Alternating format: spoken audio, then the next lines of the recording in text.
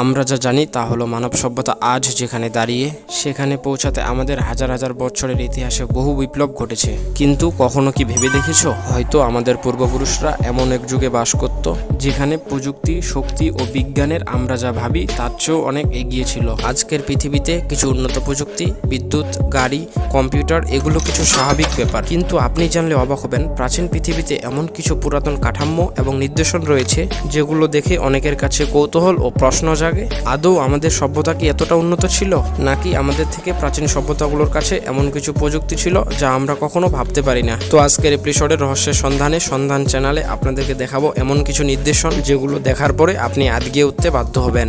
এবং প্রাচীন সভ্যতাগুলো কি আসলেই আমাদের থেকে উন্নত ছিল? তো স্বাগতম আপনাকে সন্ধানের আরেকটি নতুন এপিসোডে।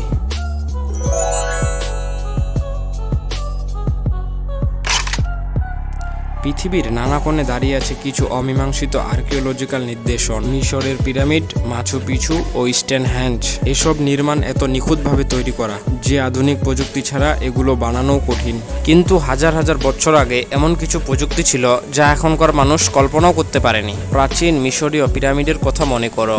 হাজার বছর আগে যে মানুষগুলো এই চমৎকার স্থাপত্য তৈরি করেছে তাদের কাছে কি তেমন কোনো উন্নত প্রযুক্তি ছিল যা এখনকার বিজ্ঞানীদের কাছে অবিশ্বাস্য মনে হয়?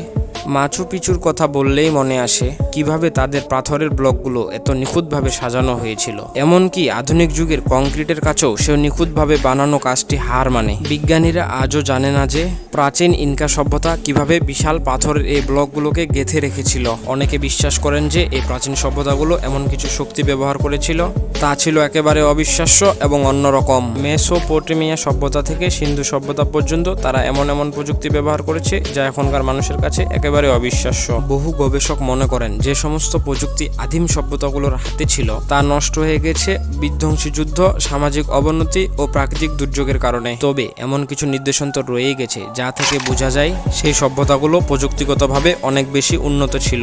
শুধু পৃথিবী নয়, এমন কিছু গবেষক এমনটিও মনে করেন যে তারা কিছু শক্তি আকাশ থেকে গ্রহণ করেছে। এখন যদি আমরা আধুনিক প্রযুক্তির দিকে তাকাই, তাহলে কি সেই প্রযুক্তি আদিম যুগের সভ্যতাগুলোর কাছে জানা ছিল?